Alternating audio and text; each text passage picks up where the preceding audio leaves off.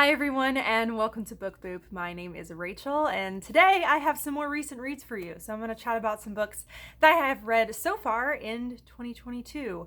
I think I'm honestly going to be talking about pretty much all of the books I read in January. So let's see what I can remember. I feel like a lot of these books I looked back on, the ones I read at the beginning of the year, and realized I didn't fully remember exactly what they were about or what I thought about them, so we'll see how this goes. But let's go ahead and jump into the first one. The very first book I read this year is The 10,000 Doors of January by Alix E. Harrow. This is a book that I've had on my TBR for the longest time, and I kept putting off reading it because I felt like I needed to read it in the winter and I needed to read it in January, which I know sounds weird, but that's what I wanted to do, and I finally got around to it, and I read it in January, so I'm very proud of myself. This story has such an interesting concept to it. So we are following this girl, and she is not an orphan, but she's living kind of like that with like a foster father, in that her father works for this very eccentric man who wants to gather all these different types of interesting artifacts from all over the world.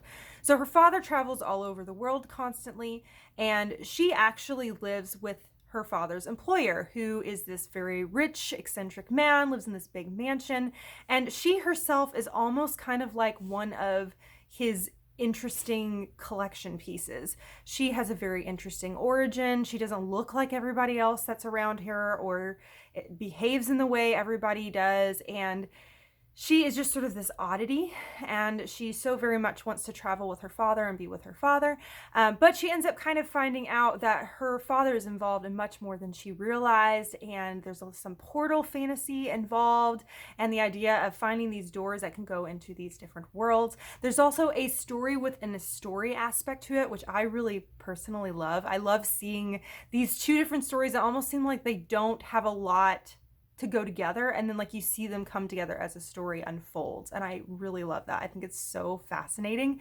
It reminded me very much of the feeling that I had when I read The Starless Sea by Erin Morgenstern. It had that sort of ode to storytellers and ode to stories, and if you love stories and love books, that's kind of what this felt like.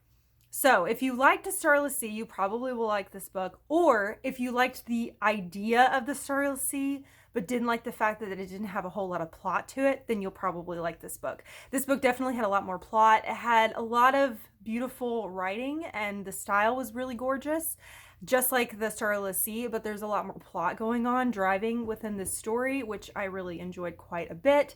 I will say I felt like this book was too long. I felt like towards the end it dragged quite a bit. It got to a point where I felt like it should have been done, and it just kept going. So I ended up lowering the rating kind of when it got towards the end, because I personally didn't like the way it ended, and I also just didn't like the feeling of the ending either, and just how long it took to wrap it up. So I gave it about 3.5 stars. I did really love the concept of it. I really enjoyed the writing style, but I just felt like it was a little bit too draggy for me, to be honest. But anyways, I'm glad I finally got to this one. It was nice to finally get that one off of my TBR. Next, I have one that is actually a sequel. It is the second book in the Mirror Visitor series by Christelle Dabos, and that is The Missing of Clairdelune. The first book is called A Winter's Promise. If you haven't heard of this series before, it is a 4-book fantasy series of kind of this alternate future of our planet, where some of the parts of chunks of the planet have kind of broken off and are now kind of like these floating spires, and people live on these different floating spires. Each spire has its own kind of ruler, I guess you could say, its own king or queen in a way, and kind of its own people, and the people have kind of their own gifts and abilities. We are following this girl who's living on this spire, and she has the gift and ability to read objects, which is something a lot of people are able to do on the spire, to where they can manipulate objects, read objects, things like that. So she's able to pick up an object and see its history, see where it's been, the people that have touched it, all those sorts of things. And she also has another honestly unique ability, which is she is a mirror visitor, which means she can travel through mirrors, which is a really cool concept. But usually when you live on your spire, you stay on your spire. You don't end up really traveling too much or leaving your spire, especially not usually moving to another spire. But she ends up getting married off into a politically arranged marriage to this important man on another spire. And so she ends up having to leave everything she's ever known and move to this other spire where there's a lot of political intrigue and royal just stuff going on. It's really intense. And I really have loved seeing through the first book and the second. I've loved seeing the character development of our main character. I apologize, I can't remember her name. I'm so bad with character names, you guys. It's awful. But I love seeing the development of her character because in the beginning, she's a very introverted, very soft-spoken, and she still is as the story goes on. She's not starting to act in a way that's different from who she is. But you see how strong she is and how smart she is and how she's able to just stand up in so many circumstances that are absolutely terrifying. It's just amazing. I love seeing her character development. I honestly kind of love the love story in this, even though it doesn't feel like much of a love story. It's just like these two people have to get married. They never met each other and they're very different personalities, very different upbringing. Like everything about them is so vastly different.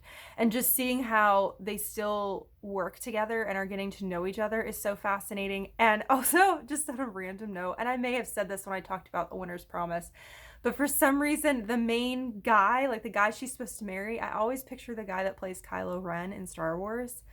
I don't know why. Just so you know, that's the person that I think of when I see that character. His Thorn is his name in the book.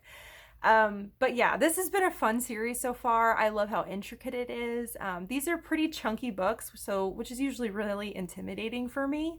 But I've really enjoyed this series and I'm interested to see where it continues to go. It definitely left in a cliffhanger in the second book, so I need to continue the series soon so I don't forget what happened because I could see that happening to me. All right. Oh, and I gave that 4 out of 5 stars. I'm not sure if I said that or not. Okay, so let's move on to some other books. I actually finally got to A Curse So Dark and Lonely by Brigid Kemmerer. This is one that I have had on my list for so long. I've had this on my TBR cart forever. I know it's been 2 years at least or more. So I'm really glad I finally got to this one. If you haven't heard of this one before, it's kind of surprising because I feel like it's been all over BookTube for the longest time. But it is a Beauty and the Beast retelling. We are following this girl in our world, our more normal modern world. And she ends up getting sucked into this other world that's basically like a fantasy world. And it's a guy who has a curse to where he turns into a monster every few months. So he keeps having to repeat the same season. He's repeating basically the fall season over and over and over. And for the first few months, he's still him, he's still the prince. And then he turns into a monster. And the goal is he's supposed to find someone to fall in love with him before he turns into the monster. Otherwise, it starts all over again. The season starts back over and he has to keep doing it again and again and again and again. And when he's this monster, he has no control over himself. He doesn't know who he is anymore and he's very dangerous and he's killed a lot of people. And of course, he doesn't want this to happen. He doesn't want to keep harming people around him and he wants to break this curse. And I was a little hesitant going into it because I had a feeling it was going to be a little bit romance angsty and that's not normally my vibe. And to be honest, it was. I went into this not having super high hopes, going into it thinking this is probably not going to be my jam, but I want to give it a shot. And I would say it's enjoyable. I do say that. It does feel long. It's pretty chunky. And for the type of style of story it is, where there is a lot more going on in this story other than just the romance. There is. So don't get me wrong. It's not just strictly the romance. It's not just strictly we're trapped in a castle and they're trying to fall in love with each other. It's not. There's a lot more to it than that. There's a lot of political stuff in this. There's a lot of planning with war and battle. And there's a lot going on in this story. But I still could not feel connected. I couldn't feel connected to the characters for some reason. It's not that I didn't care at all. It just, I don't know. I felt so outside of the story for some bizarre reason. And maybe that's because I went into it thinking I wouldn't like it. But what did I rate it? Oh, let's see. I rated it 3 out of 5. So I didn't hate it, but it was okay. I don't know if I'm going to continue the series, to be honest. I know there's 2 more books in this series, and I've heard people say I think the last book is kind of eh. I don't know. I'm not sure if I feel compelled to read more. So let me know down below if you've read this and like have continued the series. Let me know if it's worth continuing. I need some convincing because I just can't decide whether or not I'm going to read more. But it was okay. I'm glad I finally read it. It's off my TBR now, so that's good. All right. This next one, I went in a completely different direction. This is one I actually found at Goodwill not too long ago, and it's a shorter book, and it felt like it was perfect for the wintertime, and I thought I'd go ahead and give it a shot, and that is Piranesi by Susanna Clarke. This has such a strange concept. So we are following this young man named Piranesi, and he lives in, I guess you could say, a mansion. He lives in this huge house that has an ocean inside of it and is filled with statues. And this house seems to be never ending. And he lives out his days surviving and exploring the house. And that's what happens. There's one other person who is in the house with him, and he meets with this person once a week. And I think he just calls this person the other. And then one day there starts being evidence that someone else may actually be in the house.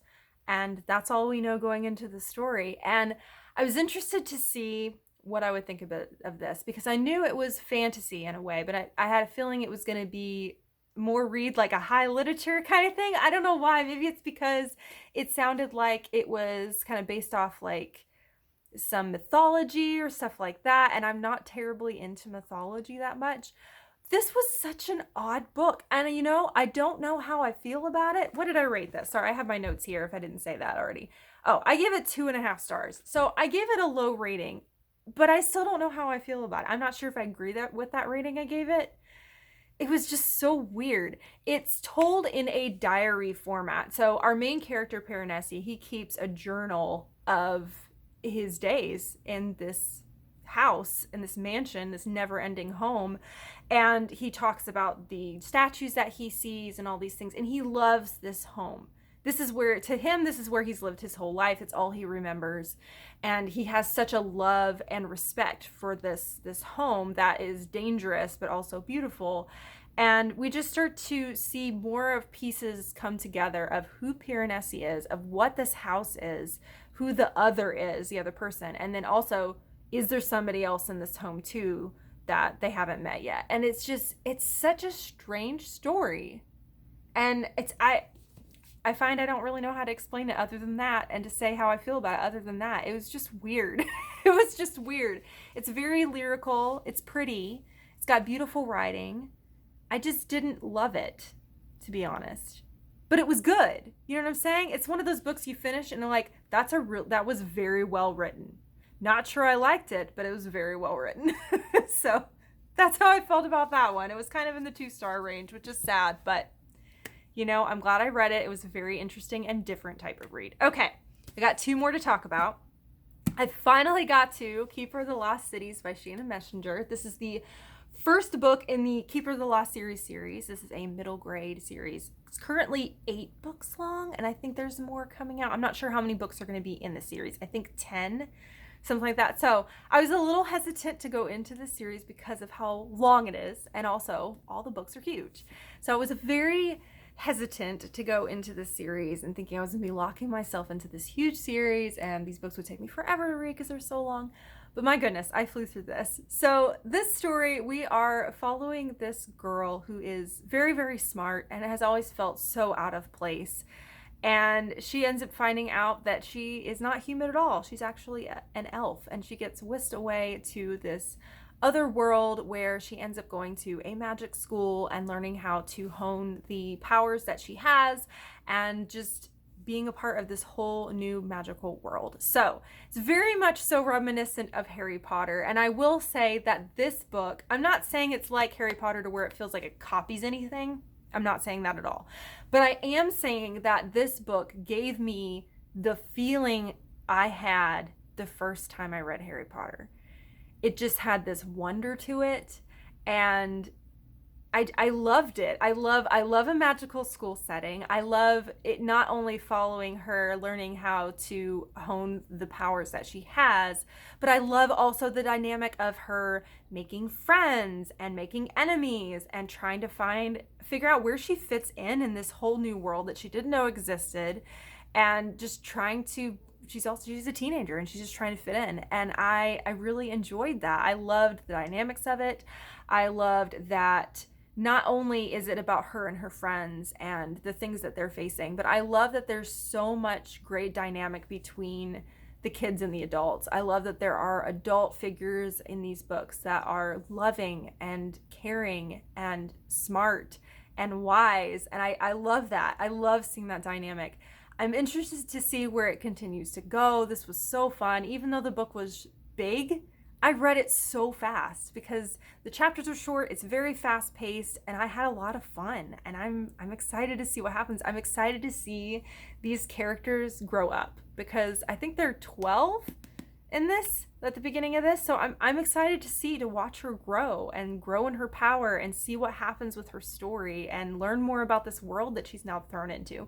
It just sounds really fun. So I gave this one 4.5 out of 5 stars. So almost a 5-star read. I had a blast with this and I can't wait to read more.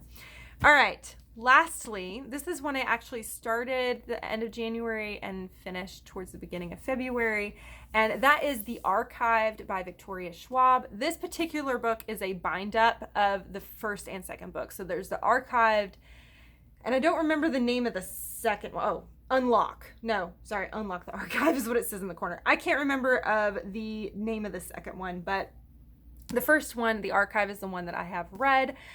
I'm trying to work through Victoria Schwab's works. This is one of her older works that has come out, and it is a YA sort of dark paranormal vibe of a story.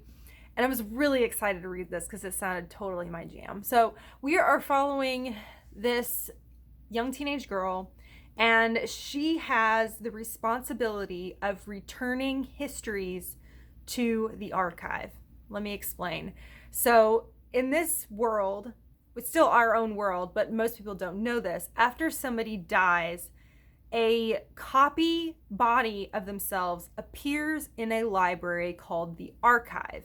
In the archive, a librarian is able to read your body. They're able to like put your hand on your arm or something, and they can actually see your entire history, see your entire life. So basically, somebody's life is stored within a copy of their body. And so it's kind of creepy in that the archive is basically like this giant mausoleum and like there's drawers, and inside each drawer is a different body, and they are called histories, a history.